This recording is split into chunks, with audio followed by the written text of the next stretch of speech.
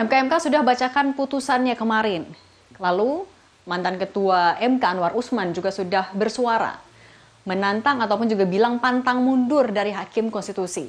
Lalu apakah putusan MK ini cukup untuk memulihkan kepercayaan publik dan apa untung ruginya di Pilpres 2024? Kita akan bahas bersama dengan pakar hukum tata negara Universitas Gadjah Mada, Mas Zainal Arifin Mohtar. Lalu juga ada Wakil Ketua Umum Partai Gerindra, Bang Habibur Rahman. Selamat sore, Mas Zainal, Bang Habibur Rahman. Selamat sore. Assalamualaikum. Waalaikumsalam. Saya mau ke Mas Zainal dulu. Mas Zainal, yang terbaru kan tadi Anwar Usman sudah memberikan statement kalau dia melihat justru ada skenario politisasi dengan objeknya adalah Anwar Usman. Kalau dari Mas Zainal sendiri melihatnya gimana? Iya, saya sebenarnya rada kaget juga ya, seorang hakim konstitusi, pengalaman 40 tahun menjadi hakim, juga doktor dalam ilmu hukum, paham ilmu agama, berkali-kali ditekankan begitu, tapi kemudian tidak paham dengan konflik kepentingan.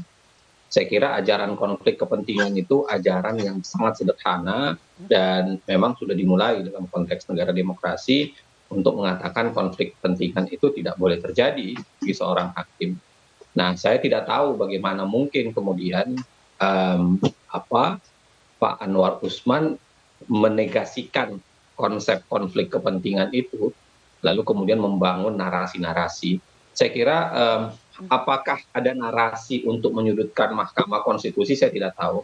Apakah ada upaya digerakkan untuk menuju ke arah sana, saya tidak tahu. Tapi hal yang jelas sebenarnya, putusan 90 kemarin yang dibacakan, itu lahir dari konteks yang tidak sederhana. Di dalam putusan MK sendiri dicantumkan bagaimana sebenarnya peristiwa yang dilakukan oleh Anwar Usman, betapa tidak berintegritasnya, karena ada 5 poinnya yang dikatakan oleh MK, melanggar soal integritas, melanggar soal imparsialitas, dan melanggar begitu banyak lagi poin yang lain yang itu dilakukan oleh Anwar Usman. Nah, satu sisi saya menganggap bahwa silahkanlah kalau mau membangun narasi bahwa ada semacam orkestrasi untuk menjatuhkan dia atau saya kira itu silahkan, itu bagian dari hak pribadi dia. Tapi pada saat yang sama kita semua yang barangkali belajar hukum dan tahu bahwa konteks yang dilakukan kemarin tidak pas, itu punya juga hak untuk bersuara, punya hak juga untuk melaporkan, dan saya kira apa yang terjadi kemarin sudah selesai, sudah dilaporkan dan dia sudah diperiksa, dia sudah memberikan juga pembelaannya di hadapan MK karena dia dipanggil oleh MK secara layak. Dan harus diingat, dia bukan dipanggil sendiri, ada 8 hakim lain yang dipanggil juga untuk melengkapi cerita itu, juga berbagai media, berbagai laporan dan lain-lain sebagainya. Dan saya kira apa yang dilakukan Anwar Usman tadi itu bukan hanya melawan nalarnya Prof. Jimli Bintan dan Pak Wahiduddin, tetapi juga melawan nalar 8 hakim lain, melawan nalar para pemohon, termasuk menurut saya melawan nalar seluruh orang di Republik ini yang merasa bahwa memang ada yang salah dilakukan oleh Anwar Usman kemarin. Oke, Mas, tapi kan juga tadi Anwar Usman dalam keterangannya di depan wartawan ya, juga menarik soal konflik kepentingan. Dia bilang konflik kepentingan ini sebenarnya sudah terjadi dari lama, dari 2003. Nah, Mas Zainal gimana menanggapinya? Saya kira dari dulu juga kita teriakkan soal konflik kepentingan itu. Dan dari dulu kita sudah katakan kepada Mahkamah Konstitusi, jangan paksakan konflik kepentingan itu terjadi. Kita udah ceritakan, kita udah dorong bagaimana misalnya, ada begini, harus kita kategorisasikan beberapa konflik kepentingan. Ada konflik kepentingan yang diambil, itu bersifat institusi secara keseluruhan dan itu tidak terhindarkan.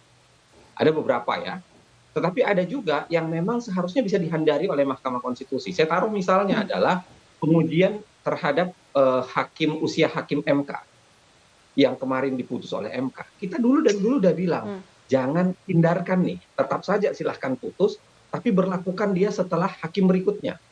kan begini ya, kalau Anda mengatakan soal konflik kepentingan, ada beberapa kewajiban yang dilakukan. Satu adalah mendeklarasi, kedua kemudian mundur kalau memang dia tidak diperiksa.